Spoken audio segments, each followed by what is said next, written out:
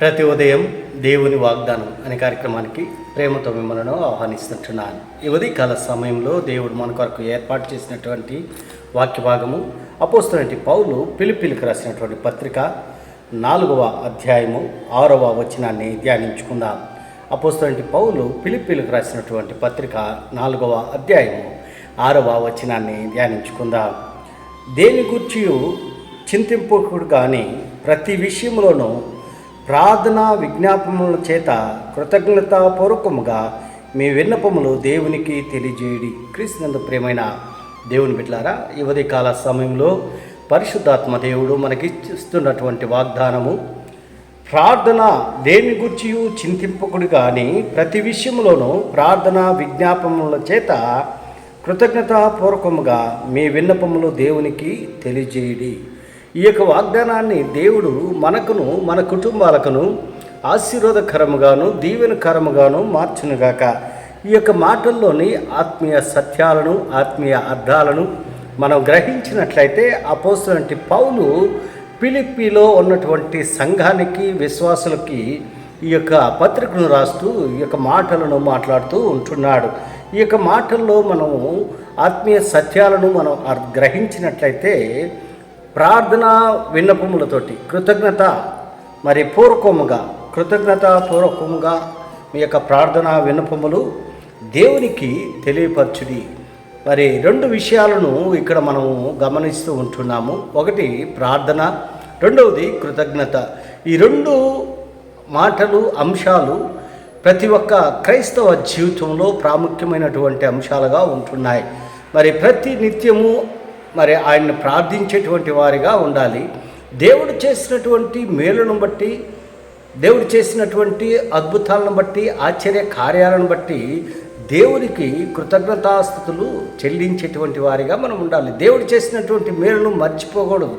మరి అందుకే ఆ సంఘంలో ఉన్నటువంటి విశ్వాసులకి ఒక హెచ్చరికను ఇస్తూ ఉంటున్నాడు.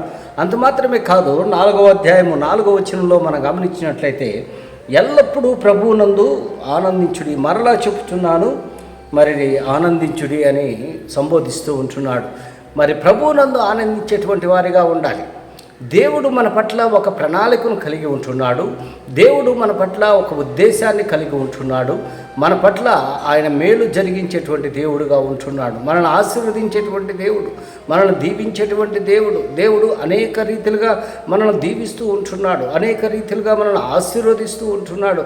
దేవుని యొక్క ఆశీర్వాదాలను పొందుకొని, దేవుని యొక్క దీవెనలు పొందుకొని దేవునికి మనము కృతజ్ఞతాస్తుతులు చెల్లించేటువంటి వారిగా మనం ఉంటున్నామా?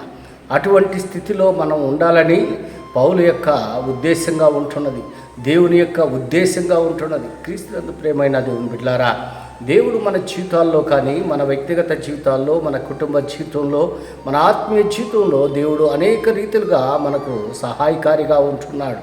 అందుకే దావీదు అంటున్నాడు, దేవా నీవు చేసినటువంటి మేలులకు నేనేమి చెల్లించదను, రక్షణ పాత్రను చేతపుచ్చుకొని యెహోవా నామమున ప్రార్థన చేస్తానని దావీదు అంటున్నాడు. దావీదు మరి ప్రతి విషయంలో కూడా దేవుణ్ణి స్తుతిస్తూ ఉంటున్నాడు, దేవుణ్ణి ఆరాధిస్తూ ఉంటున్నాడు. ఎందుకనగా దేవుడు దావీదు పట్ల జరిగించినటువంటి కార్యాలను బట్టి, దేవుడు దావీదు పట్ల చేసినటువంటి అద్భుతాలను బట్టి ఎంతగానో ఆశీర్వదించాడు. మరి అందుకే అంటున్నాడు, ఇంతగా నన్ను ఆశీర్వదించుటకు నేనే పాటి వాడను అని దావీదు సంబోధిస్తూ ఉంటున్నాడు. దేవుని యొక్క ఆశీర్వాదాలు మనం పొందుకుంటున్నాం, కానీ దేవునికి మనం కృతజ్ఞత చెల్లిస్తూ ఉంటున్నామా? కొన్ని సందర్భాల్లో దేవుడు చేసినటువంటి మేలును మనం మర్చిపోతూ ఉంటున్నాం. దేవునికి కృతజ్ఞతలు మనం చెల్లించలేనటువంటి స్థితిలో మనం ఉంటున్నాం. అది మన యొక్క బలము కాదు, మన శక్తి కాదు, మన జ్ఞానము కాదు. జీవము కలిగినటువంటి జీవాధిపతి అయినటువంటి దేవుని యొక్క కృప వలన మాత్రమే మనము దీవింపబడుతూ ఉంటున్నాం, మనం ఆశీర్వదింపబడుతుంటున్నాం. మన ఆశీర్వాదాలకు, మన దీవెనలకు మరి కారణభూతుడైనటువంటి మరి జీవము కలిగినటువంటి దేవుడికి కృతజ్ఞతాస్తుతులు చెల్లించేటువంటి వారిగా మనం ఉండాలి. ఎడతెగక ప్రార్థన చేసేటువంటి వారిగా ఉండాలి. ప్రతి సమయంలో కూడా దేవుణ్ణి ఆరాధించేటువంటి వారిగా ఉండాలి. దేవుని సన్నిధిలో మరి ప్రార్థించేటువంటి వారిగా ఉండాలి. దావీదు మరి 7 మార్లు ప్రార్థన చేస్తూ ఉంటున్నాడు. దానియేలు మరి 3 మార్లు మరి ప్రార్థన చేస్తూ ఉంటున్నాడు. మన ప్రార్థనా జీవితం ఏ రీతిగా ఉంటున్నది, దేవుడు చేసినటువంటి మేలును మరువకుండా ఆయనకి ప్రార్థించేటువంటి వారిగా నేను ఉండాలని ఈ కొద్ది మాటల ద్వారా నేను హెచ్చరిక చేస్తుంటున్నాను. దేవుడి యొక్క మాటలను మరెక్కువగా మీకును మీ కుటుంబాలను ఆశీర్వాదకరముగాను దీవెనకరముగాను మార్చును గాక. ఆమేన్.